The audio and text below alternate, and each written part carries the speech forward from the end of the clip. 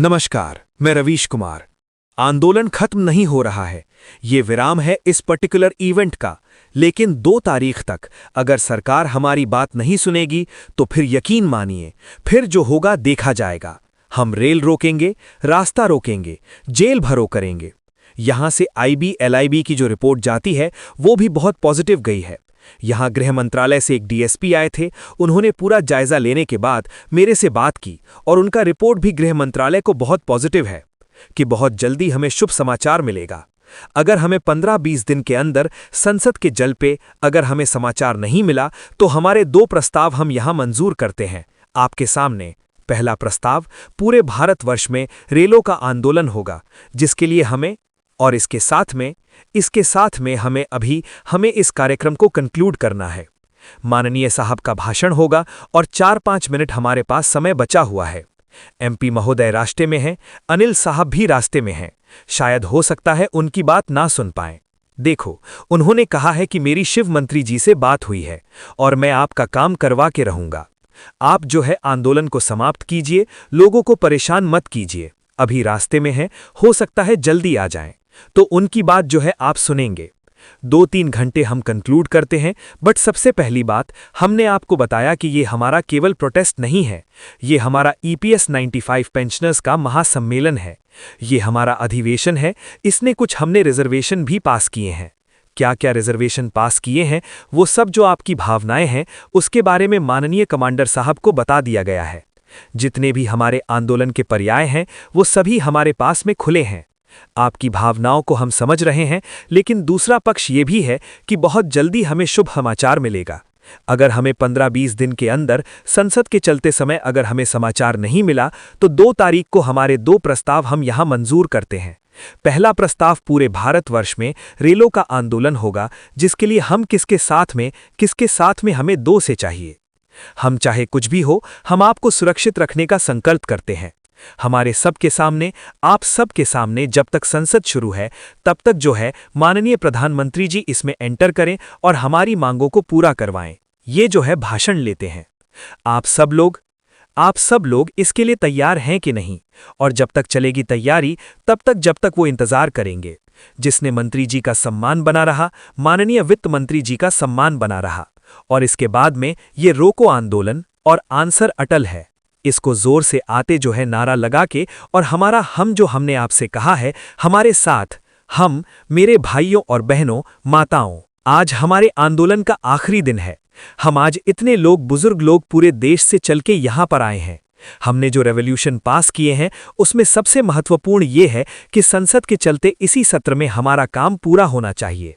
2 अप्रैल तक अगर हमारा काम पूरा नहीं होगा तो आमरण अनशन होगा और पूरे देश में आंदोलन बड़ा होगा। उसके बाद जिंदाबाद, जिंदाबाद।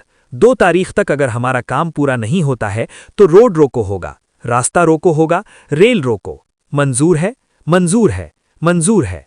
और आज का ये आंदोलन हम इसी नोट पे खत्म करेंगे, समाप्त करेंगे कि हमारा काम 2 अप्रैल तक होना चाहिए।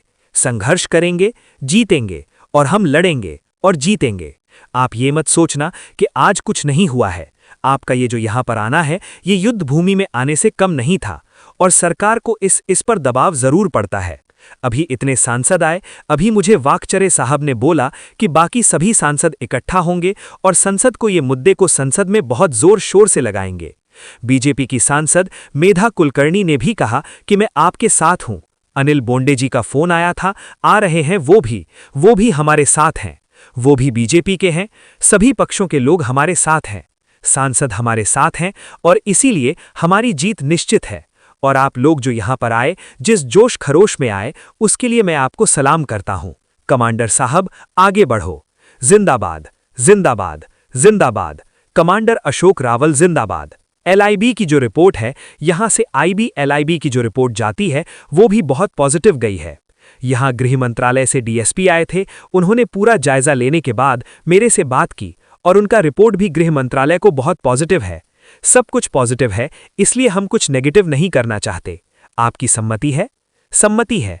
हमें मंत्रालय से भी 2 बार फोन आ चुके हैं कि कृपा करके आप इसको ज्यादा उग्र मत कीजिए।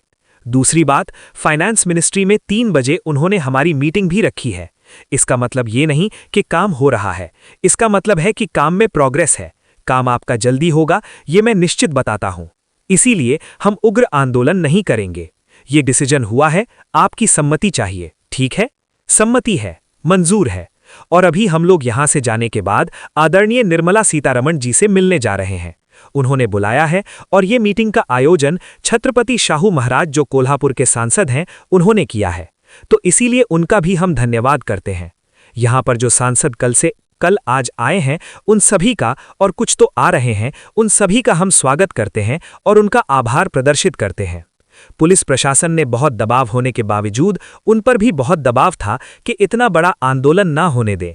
देश से लोग आते, कितने लोग आते हैं किसी को मालूम नहीं होता है, हमको भी मालूम नहीं होता है। हम जनरल अपील करते हैं और जो लोग आते हैं तो वो मालूम ना होने के कारण पुलिस प्रशासन पर प्रचंड सरकार का दबाव था।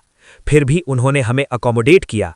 जंतर मंतर पे सिर्फ 1 दिन के आंदोलन की परमिशन होती है, लेकिन हमें 3 दिन आंदोलन करने दिया। जंतर मंतर पे केवल 200-300 लोगों की भीड़ जमा करने की परमिशन होती है, लेकिन हमारी हजारों की संख्या के भीड़ को उन्होंने यहां पर एडमिट किया, परवानगी दी, परमिशन दी। इसके लिए उनके लिए भी हम आभार व्यक्त करते हैं। और आप जो लोग आए, इतने दूर से आए, इतने कष्ट झेले, आपको मैं सादर नमन करता हूं। आपका आदाब, आभार भी व्यक्त करता हूं। अब हम 2 नारे देंगे और इस आंदोलन को यहीं पर समाप्त करेंगे। 2 नारे, हम सब एक हैं।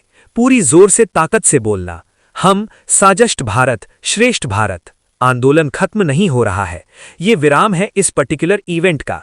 लेकिन 2 तारीख तक अगर सरकार हमारी बात नहीं सुनेगी तो फिर यकीन मानिए, फिर जो होगा देखा जाएगा। हम रेल रोकेंगे, रास्ता रोकेंगे, जेल भरो करेंगे। आगे बढ़ो। निवेदन, उसकी कॉपी जो है इसमें व्हाट्सएप पे डाल दी जाएगी, और जो निवेदन प्रधानमंत्री को आज दिया जाएगा उसकी कॉपी व्हाट्सएप ग्रुप में आ जाएगी। आप सबको देखने के लिए श्रेष्ठ भारत, श्रेष्ठ भारत, श्रेष्ठ भारत, श्रेष्ठ भारत। धन्यवाद। सभी अपनी सुरक्षा का ध्यान रखें, सामान वगैरह बराबर लें, गोलियां लें और सुरक्षित जाएं। धन्यवाद।